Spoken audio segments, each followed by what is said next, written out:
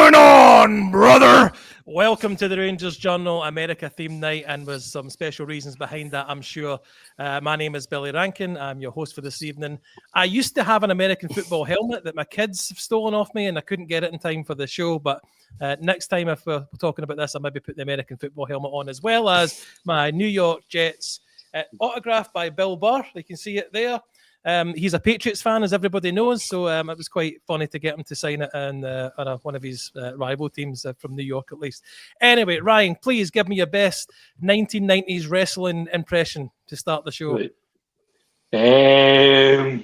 Ooh, yeah. Nice. And Doug, let's go for it. Give me some impression. Oh man, you're catching me off the back here. Look at it. Just so it shows your helmet. We don't want to see your helmet. I know. You've caught me on a blank. I can't think of stuff. Well, I was going to suggest if somebody didn't have one, the Macho Man's a good one, but Ryan did that because you talk real quiet and get really loud. Anyway, we'll move on from the impressions.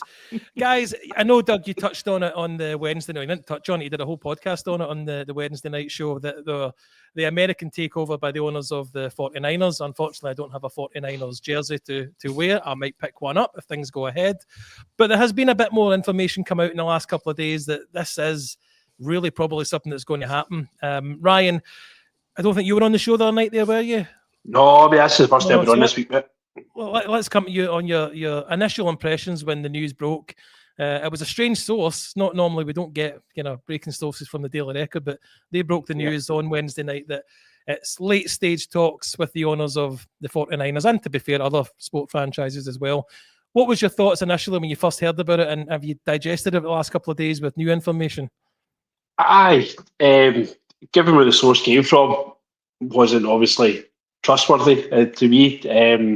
So I kind of took it with a pinch of salt, but then obviously more kind of recognised, well-kept faces like your Chris Jackson, this world started to kind of release it. So that's when I kind of started to believe, do you know what, there actually could be something in there. I've been saying for quite a long time, at least the last kind of couple of years anyway, that I believe the club was for sale. And it was everything that we're doing just now about kind of building revenue streams, clearing up kind of legal battles. Obviously, more recently, downsizing the squad and downsizing the club's outgoings that we're preparing ourselves to be sold. So I knew and I hoped that the news was going to come soon enough, but I'm probably as surprised as everybody who has actually turned out to be. It could be potentially the new owners. Yeah. Doug, more has drip fed out. There's been some comments from Dave King saying that he really wants this to, because the club wouldn't want him back, he wanted this to be his legacy, to find a new owner to take the club forward into the next 10 years or so. Have you read what he said, and what do you think about what he said? Yeah, I mean, I think it makes a lot of sense from his position.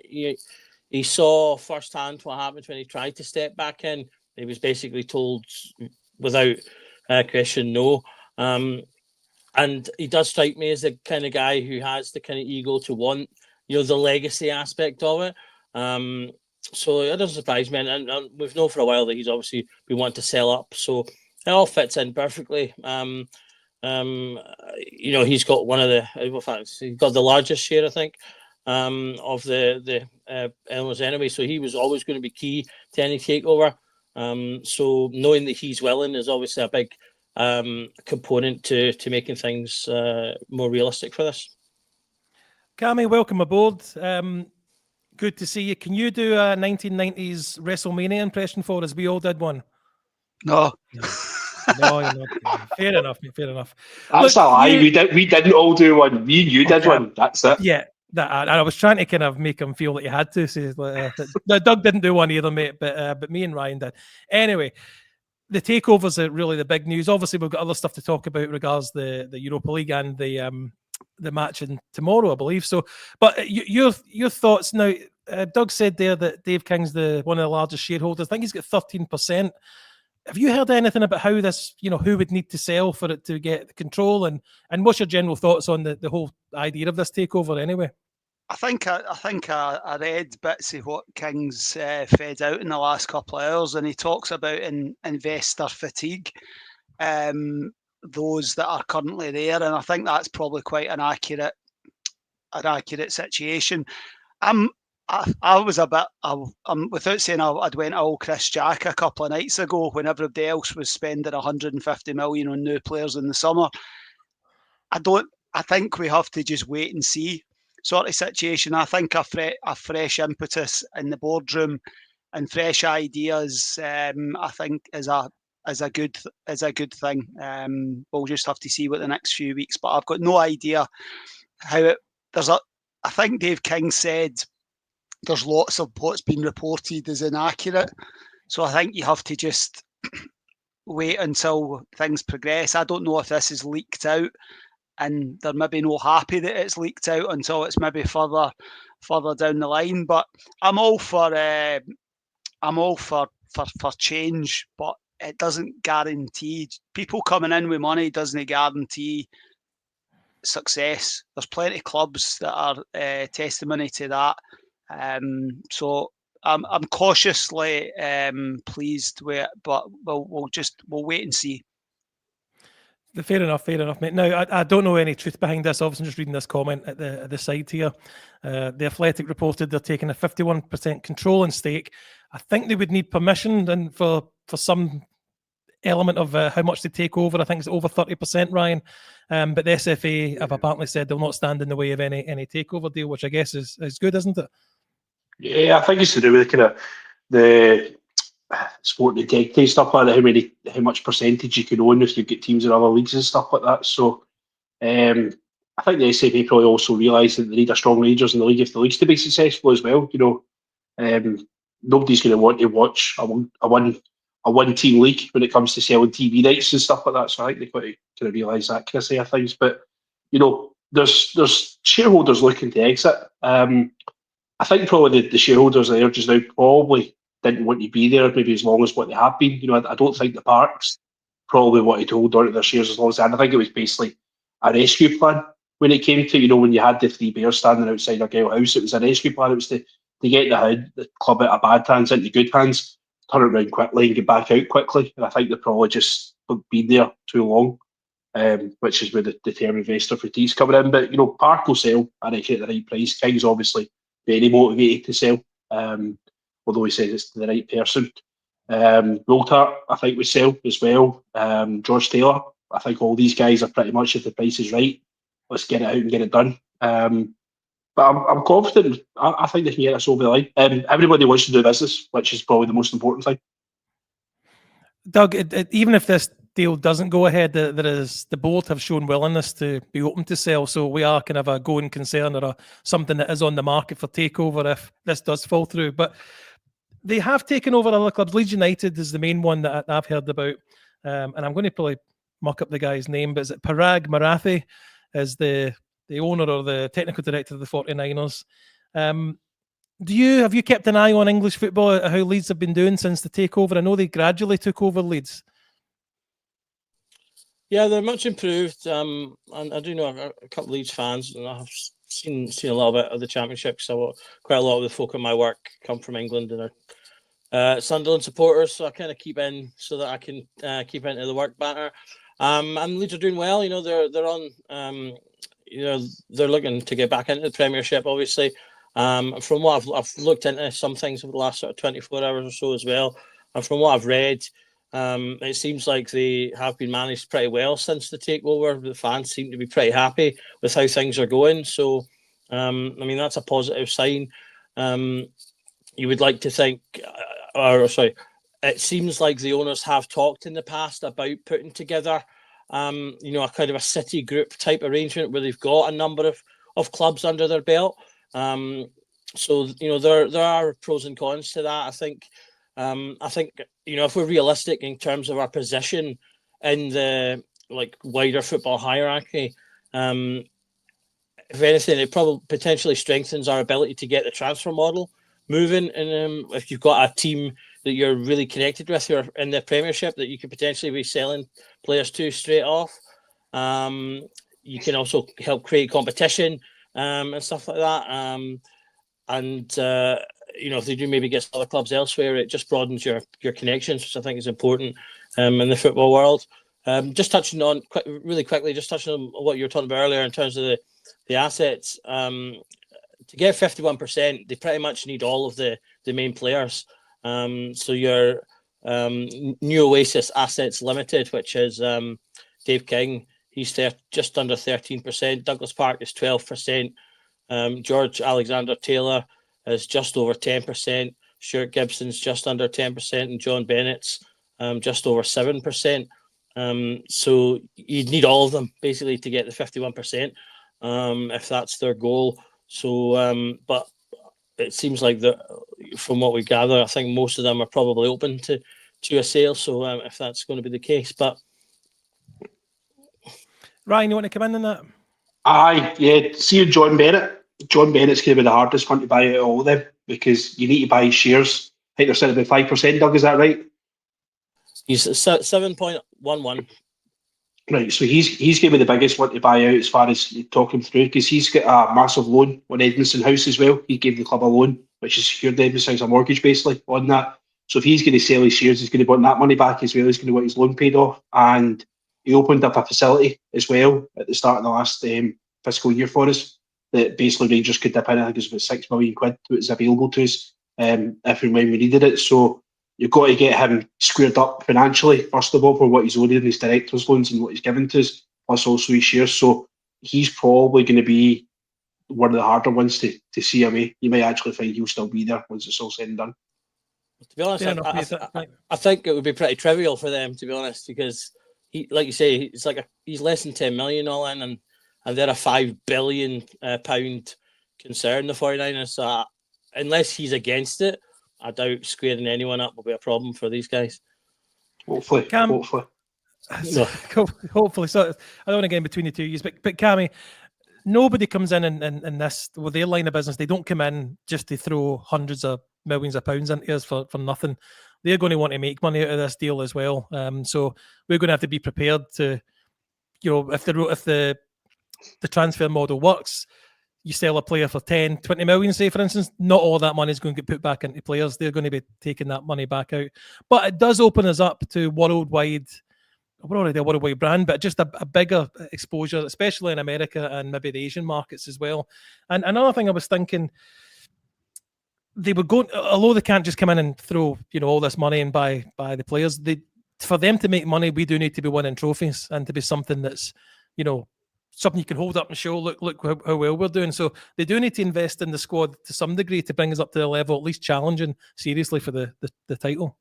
And I think the American aspect of it intrigues me because they tend to do with it getting the match day experience, the infrastructure projects, the things that are actually going to increase the turnover, which is going to enable us to spend more money with regard to UEFA and what have you. They might look at New Edmondson House and, like everybody else, go, it's no big enough. Is there any scope for us to make it bigger? The sports bar that's been planned for a while. That's the aspects, just the sort of off-field. On-field is what matters. But I think that they'll bring a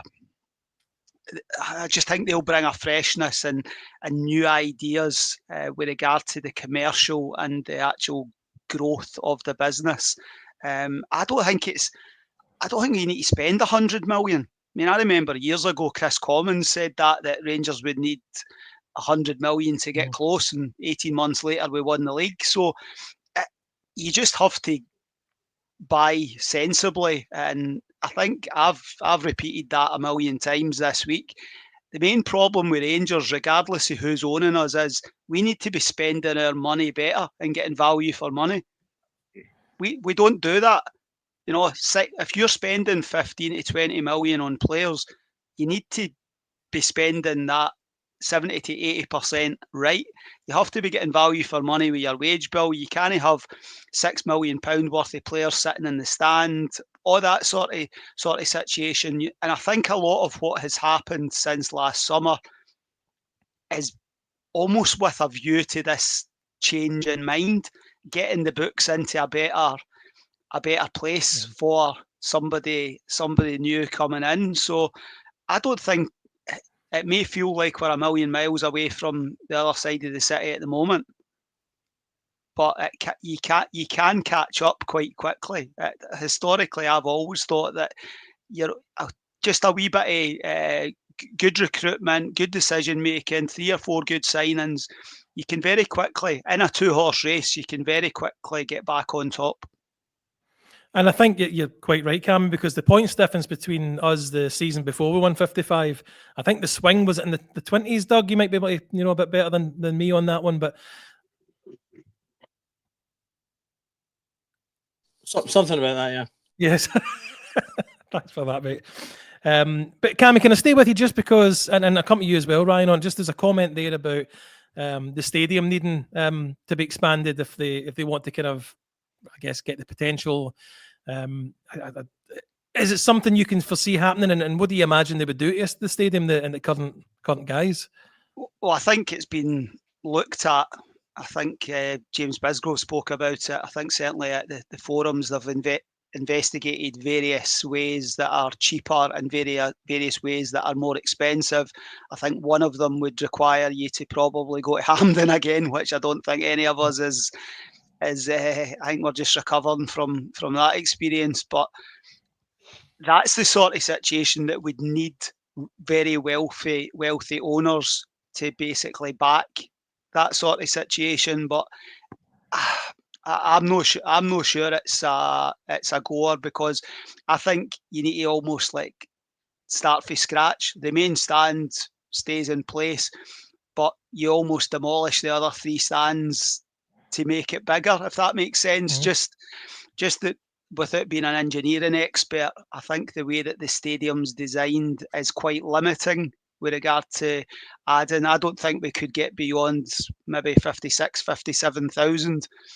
So you're adding maybe 6 or 7,000 seats, and it's going to cost you a kick in the backside off of maybe 80, 90 million. I'm going on the basis of what Liverpool have spent when they've extended at their stadium. So I don't know. I would love to see a 60,000 stadium, because that's us almost on. Well, we're on a par way across the city. They've got that 10,000 advantage before they even kick a ball, before they even get Champions League money and what have you. But again, this is the detail. If this takeover proceeds, what are the plans? What do they envisage? Is it just going to be about getting a winning team on the park and then growing from there? I don't know, but stadium development isn't cheap, but it would need people like the American ownership to come in to basically back that, because Rangers don't bring in enough money to basically do that just now. So, well, just a bigger Ibrox would be great, but I'm not convinced it's anytime soon. Ryan, Doug has mentioned how big the pockets this company are. They do have the money if they wanted to, but we have learned a lesson. Well, hopefully we've learned a lesson not to have to go to another stadium, because it just interrupted the whole beginning, the Champions League qualification as well. But do you think it's required that Ibrox gets the capacity and increased by a good maybe 10%? If there's a successful Rangers team on the park, yes. And we all need to start showing up every single week to make sure that they can show the new owners that there's a demand for it. Some of I don't want to criticise my own supporters, but some of the turnouts this year haven't been what I would have expected to be. It's starting with tomorrow, to be honest with you, because we're playing a league now which is almost pretty much a dead rubber. And I'm sure there'll be people out there that are thinking, I can't be bothered going tomorrow, but we need to show these new owners that there is a demand. If we do want the stadium capacity increase, we need to show that we need it. But I think if we can get a successful team on the park, I'm nigh on certain, yeah, definitely, because there's so many sold out. There's a lot of wasted space in Ibrox as well. See, with the away games and the segregation in the corner, the amount of extra seats that we look at, me and Cammy have got a bird's eye view for it from where we sit, and it could be so easily developed with netting. You go to European stadiums and they've just basically created kind of perspex plastic and stuff to protect the stuff. The reason it's there is to stop people jumping into them and stuff getting thrown at them. So there's ways in which they could do that, and that would give you an extra few hundred seats just very, very quickly, very easily. If we can get a decent project manager in place and get a decent company on board, and we can actually order the steel in the right bloody way, we could do the Broomloan, we could do the sandy Jarden. pretty quickly. That project was perfectly feasible. It was just totally mismanaged and not handled right. Mm-hmm. Doug, there was an interview with Patrick Stewart where he mentions a new director who's going to be in charge of all football and operations. Do you think this is something? Obviously, the review that was done, I think it's either completed or nearly complete. I was led to believe that was actually an affiliated company with this 49ers Enterprises. Have you heard that? The 49ers have been a client of Sportsology, so they've done work for them as well. So that's kind of the link there. And do you think this is, or do you suspect this is probably because they're maybe doing a bit of due diligence on the club? Perhaps. I mean, if not deliberately, then it could certainly act that way.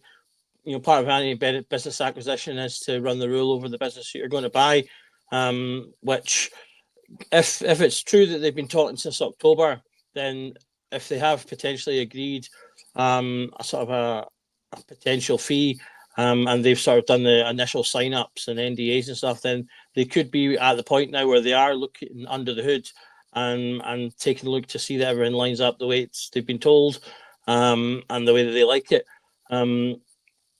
You know, I think a lot of people have been pointing out it does look like, or kind of feel like, all the things that we've been doing over the last 12 months have potentially been to prep the club to be an attractive buy, getting the wage bill down, getting the sort of the big players on a hiding to nowhere out the door.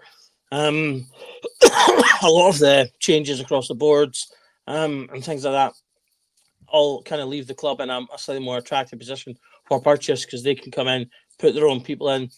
I mean, if you want to be really cynical about it, you could, as a point I said the other day, you could look at it that they're going, right, we'll keep Cam on because he's been okay in Europe, and Europe's the only thing we've got left. But we've got a manager that the fans are happy to see the back off. So if someone comes in and wants to put their own man in, that won't be a problem. You could go to that level of cynicism if you like. But it certainly seems like they're, as I say, they're doing that work. And this review, which, you know, he was at pains to stake, is an ongoing thing. But certainly the main bulk of the start of it could very much be used to put together a portfolio to say, right, well, this is where we are now, this is where we're planning on going. These are the things that you would need to do, or that you might want to do, if you become the new owners. Doug, keep your microphone on, please, because I was going to come to you for another question. Just on Leeds United, do you know if they installed their own manager there? I'm not sure. I will have a look for no you. worries. Yeah, if you don't mind Googling that for me, that's great. Cammy, going back to that interview with Patrick Stewart, I left with the feeling that now we know there's a bit more going on, that he was kind of telling us, without telling us, that the manager's not moving because they're not going to make any big changes at the moment. He gave him the get out of that. Well, he's still doing well in Europe, so we'll keep him for that. But did you get the impression that he's probably, that he is going to be gone at the end of the season when hopefully things change hands? It certainly sounds that way, to be honest with you. The Patrick Stewart interview, I can't even remember what day it was. There's been so much Rangers honestly, I can't believe it's only 48 hours ago, because there's been so much, obviously, conversation around the supposed 49ers situation over the last couple of days. But I think there's been a lot, obviously, going behind the scenes. I think conversations have potentially already happened with the manager. I'm not saying that he knows that he's not going to be the manager at the start of next season, but I do believe that as soon as we exit the Europa League, because I can't, with the best will in the world, I can't see us booking a holiday to Bilbao in the middle of May. I do believe that by the time season ticket renewal deadline and maybe the post-split fixtures, that Philip Clement won't be the Rangers manager, or it'll be said that he won't be the Rangers manager come the end of the season. I just don't think. I think he's too far gone with the majority. I said last week, I think when I was on, he could win the Europa League, and I would still want him to be replaced, because I don't think he's ever going to get it domestically. And I think that what the guys have said, but I do believe that he won't be the manager come the start of 25-26. I do agree with what I don't want to say I hope that that's what happens, but he isn't doing it in the league for me. You never really want to see someone out of a job, but if they're not doing what we need them to do and we need to win trophies and he's not doing that. Ryan, just I guess final kind of points on the whole saga. Are you excited about the next couple of months and what you hoping happens? I found myself getting a bit emotional about it last night, to be honest with you, hoping that I can't take this much longer. This not winning and just seeing us just season after season chucking it away in same mistakes constantly, same after again by the same individuals. I pray and I hope that this is the turn. We need it. We're ready for it. I just hope it's true. That's the thing. I hope it is what we think it is. I hope this is us starting to become part of the modern day football thing, where your Man Cities of this world with their football group, Chelsea's of this world with all these, football superpowers are, this is their strategy, and I'd be very much happy and glad to be part of what they're doing. Cammy, I guess final thought on this for you. Are you pleased with it? And actually, is there anything you're worried about when it comes to this? Aye, there is a few. I mean, those that frequent Twitter, X, whatever we're calling it, Andy McGowan of Heart and Hand. We are obviously friend of the pod, mate. Friend of the pod, and he very much echoed a lot of my cautiousness around this. Americans may want more day trippers. They want more people that are going to spend more money in the shop, all that sort of stuff. So there's a lot of unknowns. Changing ownership doesn't guarantee. Just to repeat what I said, and I think it is needed. I think fresh ideas and a fresh impetus, and the staleness that I think has hit the board has to change, because I think in any organisation, it comes from the top. You build a culture and you build a sort of a family and a feel good and everything, and then you can build from there. But I do have some concerns, because I just think there's a lot of dodgy owners out there. Dave King has spoken about he met a lot of people, and I can't mind his exact expression because Dave King probably uses more words than I do, but he says that kissed a few frogs or something along those lines. So that's, if that due diligence is happening and the right people with the best intentions, I've no issue at all with people, business people. Everybody wants to make a profit. All I want to say, and I need to copyright this, I just want a winning Rangers team on the park. Like Ryan says, I want us to be jumping on top of each other at the end of every season because we've won the league and all that sort of situation. You know what I mean? That's ultimately what it comes down to, is a winning Rangers team on the park. But I'm optimistic, but I'll wait until more information comes out on it. I don't, I think it's just getting excited about somebody rich coming in. There's plenty of teams down south and abroad that would say, just because it's a multi-club model or you're in tow with Red Bull or whoever it is, doesn't guarantee anything. You still need to have good people making the right decisions. I do agree with you, Cammy. I'm going to put my point over. I'm excited about this as well. We needed something. We needed some good news, because we can't just keep limping along with this board of directors just kind of bailing us out, and we'll get a wee cup here and there.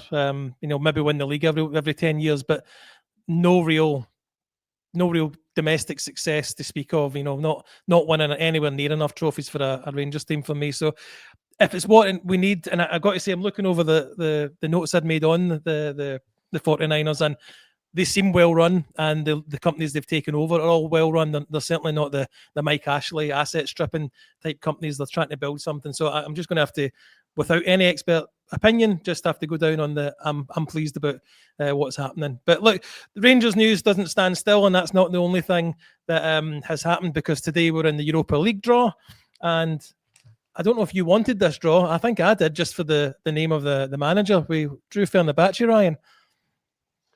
Aye, massive prime time. Mourinho coming to Glasgow. love him or hate him, he's coming. So it's going to be a big one. Draws the headlines. I'd give a back teeth to be in the press room when he comes and does his presser at Ibrox, to be honest with you. I think it'll be a right good one. So looking forward to it. Doug, yourself, the Bodo Glimt were the other team we could have got. Not a great place to go. But Fenerbahce have got a kind of experienced team of good players. They might be in the back end of their career, but certainly they're not going to be any pushover.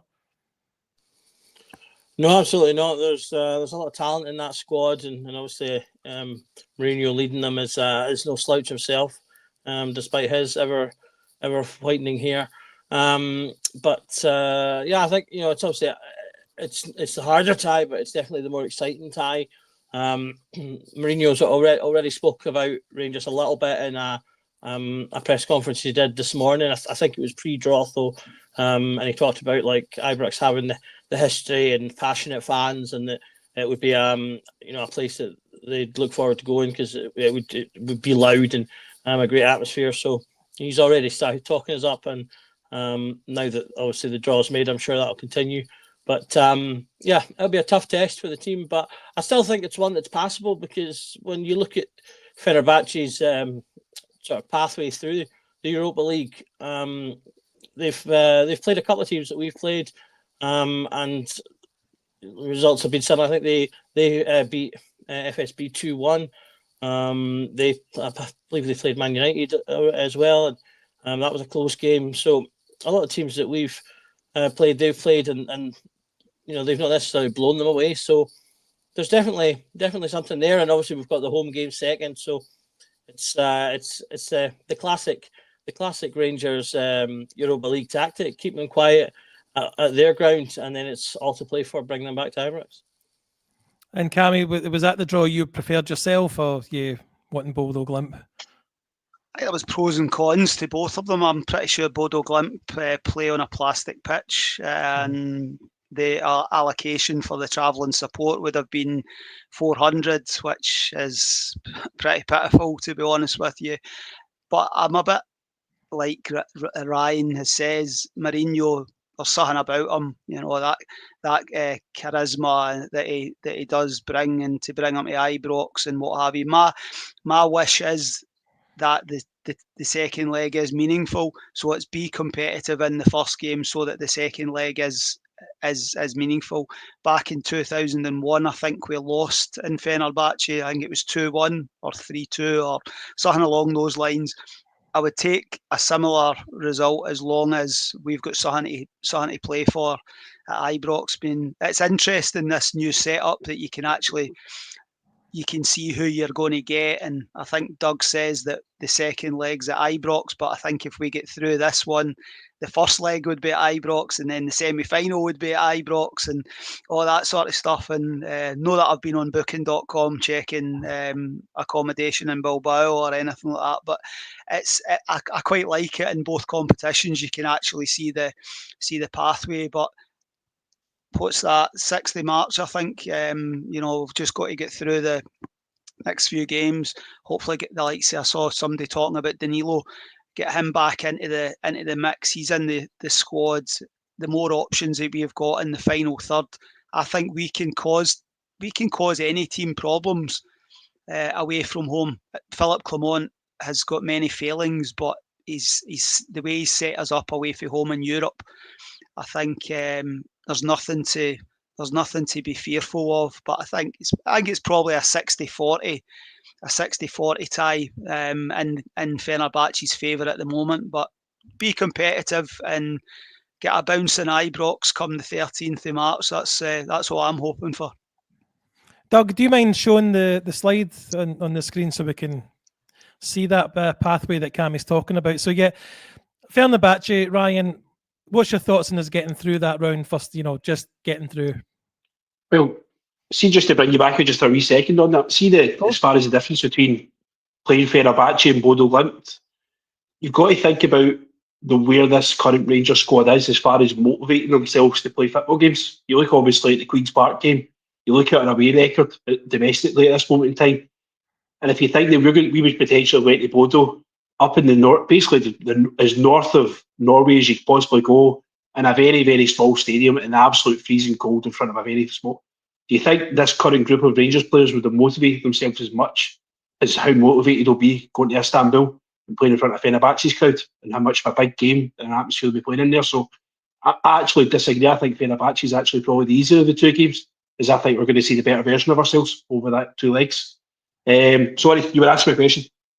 No, that's a good point, mate, and thanks for bringing it out. It's just more that, how do you see that us progressing, or do you see us progressing through, and the away leg, all these Turkish sides, always a powder keg, isn't it? So yeah, it just depends. I mean, they'll be as much under pressure as we are, because if they don't start well and play well, potentially they could fall apart. They finished 24th in the league as well, so they're there to get out. But looking at the progress, it'd be great if we could get to Rome. That would be outstanding for us to get there. Be interesting to see if we could try and get back down to Manchester as well after our unsavoury visits it turned out the last time. So wonder how good the security will be if we manage to get back down there again. Doug, if we did get through, it's interesting. Obviously Roma and then Bilbao in the next round. Bilbao will be wanting to obviously reach the final at their stadium, so they'll be highly motivated. But yeah, I think if it was Rome, I think I might even go, because that'd be a great tie. Absolutely. I mean, we can't make any bones about it. We're on the tough side of the bracket. If you look at the other side, there's multiple. Maybe there's at least 2 or 3 definitely winnable ties alongside the tough ones. Whereas looking across this, apart from FSB, who we've obviously beaten comfortably once, though I don't think would necessarily do so again in a knockout stage, every one of those teams is a tough team. So, but there's a lot of classic teams in there. You've got Man United again. The chance to get them to Ibrox would be amazing. Real Sociedad's a team with a lot of history. See, Leon, we've played before and recently. Like you say, Bilbao will be gunning for this competition, and Roma's Roma, classic Italian.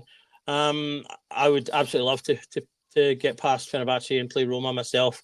Partly because I just feel like Bilbao, they're close enough to us that they would have the potential edge because of that final aspect. But Roma has like you say, the kind of classic romanticism to it that just makes you want to go to the games. But and like Ryan's saying, I would love to come up against United again, because we were so close to doing something in that one game. And again, I would love to bring them in their weekend state to Ibrox.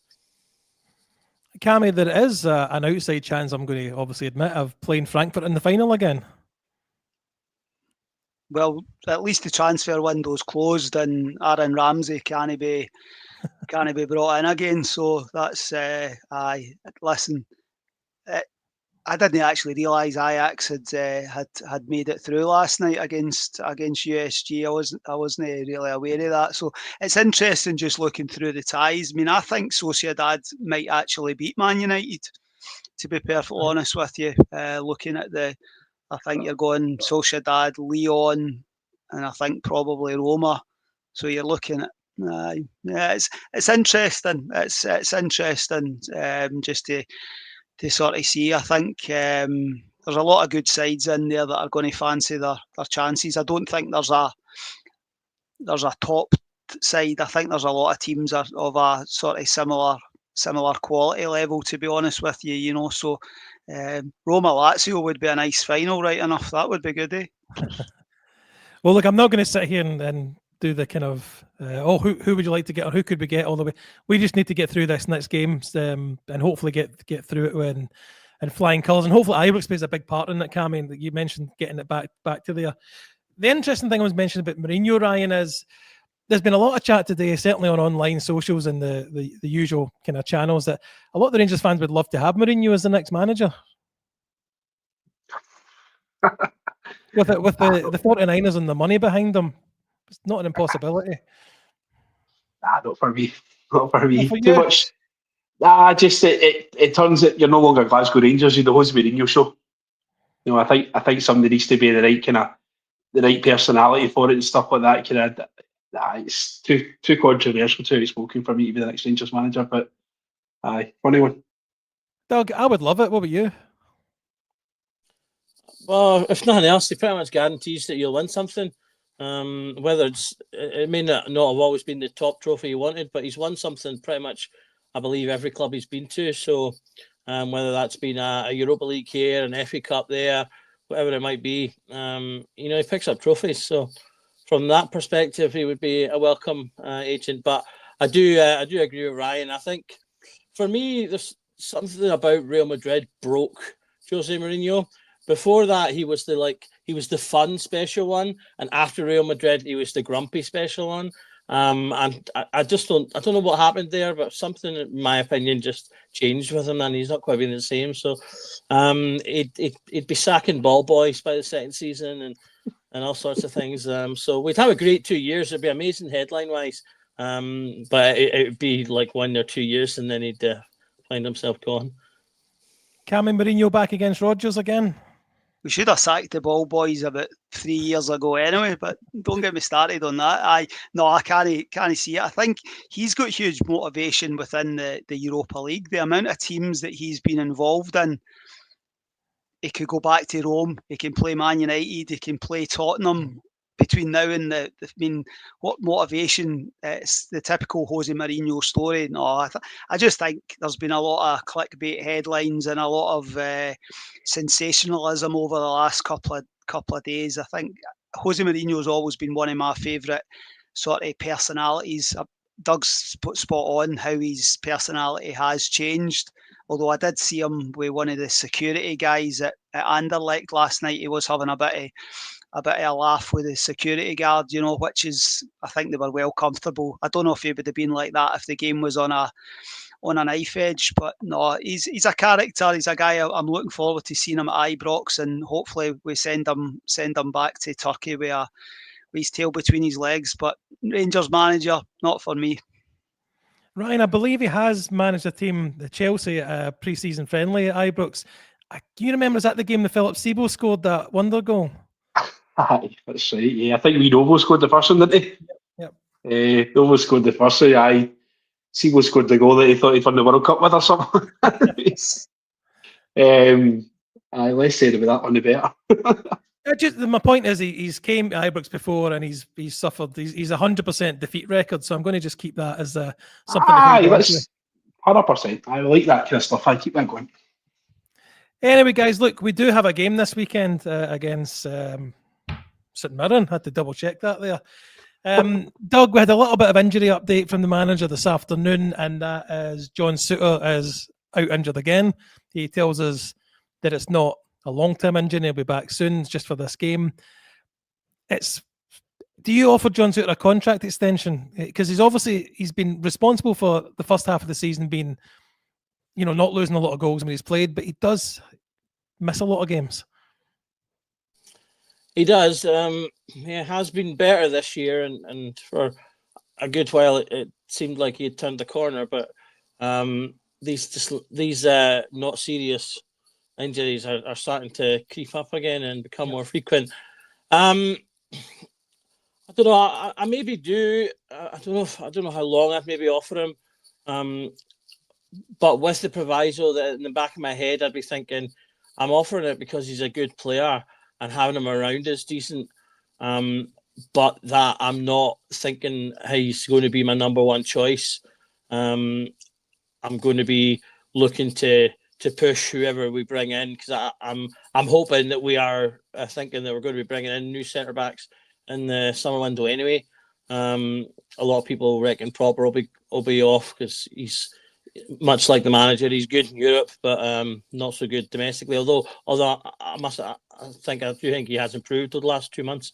But I do think he'll probably go. We've got a couple of young lads, obviously, prospectively, and Ciala's doing well, so I'd like to see him getting pushed as a potential starter for next season. We've potentially got Fernandez, depending on what they decide to do with him. So I would like us to be going out and buying basically someone that would be really strong competition for Souttar, and in terms of being who's our number one gold star defender.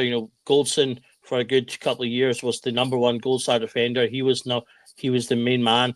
I don't think we've yet found someone that totally fits that position. Suter's pretty close, I think. He's stuck his mast down pretty well to get that in terms of his performances this season in particular. But yeah, the injuries just leave that little pause for thought. But he could become the new Balogun, and that, you know, he's a top player, and I'm happy to have him around. But I want to have at least one other, because I can't 100% trust him or trust his body. Fair enough, mate. Now, in Cammy, the other injury news, Danilo is back in training and in contention for tomorrow. That is good news. He's another that's stop, start. And also that Cortez is back, but nowhere near ready to play again. So your thoughts on Danilo? Do you think there's a place for him on the bench tomorrow to come on in the second half? I think so. I think it's important. I think they did say when the injury I think it was his shoulder, that it wasn't a serious injury. So I'm pleased that that has actually been accurate, and he is back within a reasonably short time scale. I think him and Igman, Danilo playing in behind Igman, I think was working quite well at that point, but Danilo's he's not been able to, I don't think he's been particularly injury prone. I don't think he's had a lot of luck with regard to the injuries that he's had. He done his ACL, he got his cheekbone smashed. That's injuries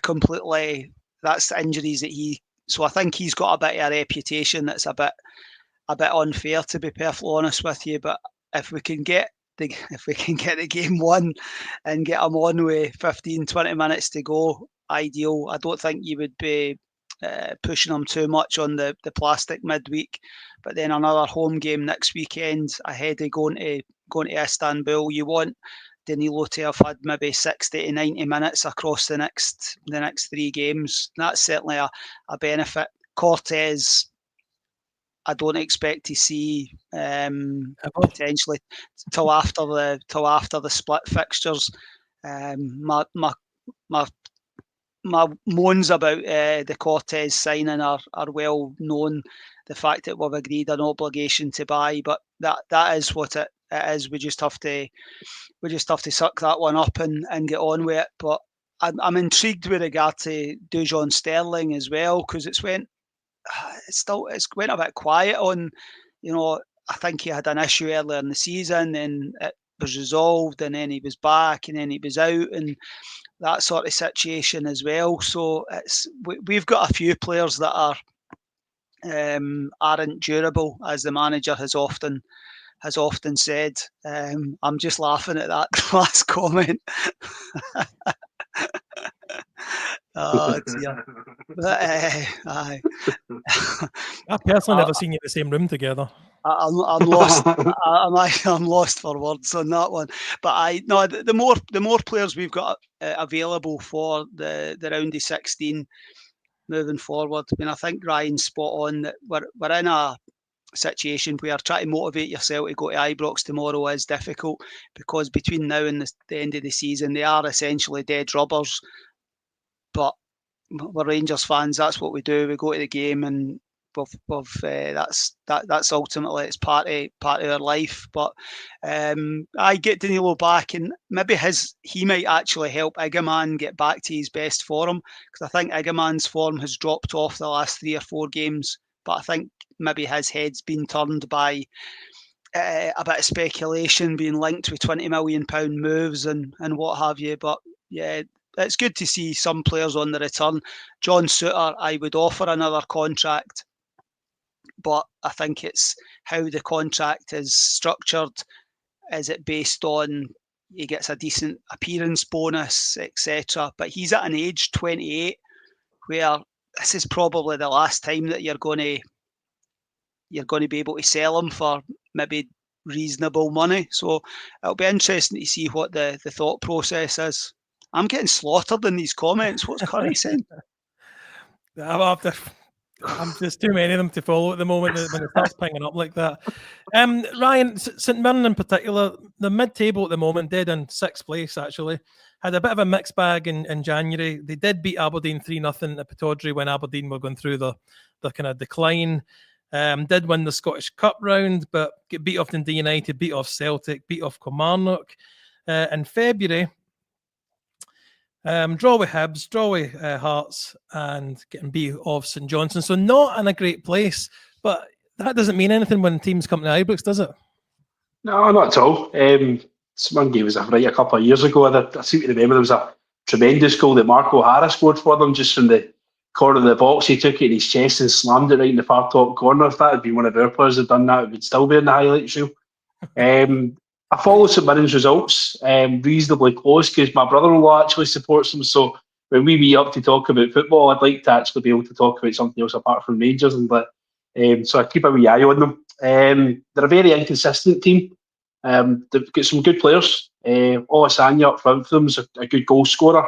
Doesn't always take his chances. Gogic, we know what he's like. He's either absolutely world class. He's either Baresi or Konterman. Pick one of the two within the same game. So they've just brought the goalkeeper back again. His name escapes me. But he was on loan with them last season, I thought the season before, and they've just brought him back in as well. He's pretty solid goalkeeper for them as well. I'm annoyed at myself, I can't remember his name.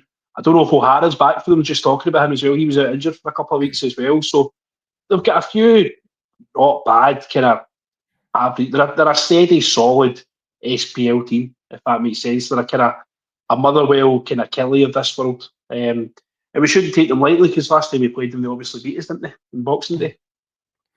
Well, no, no, look, mate, the Konterman that will turn up will be the one that scored that goal against Celtic and not the regular Konterman. Doug, what's your kind of thoughts on the game? You worried, well, not worried, but how do you think St Mirren are going to set up the usual low block, or do you think they might come out and give us a game?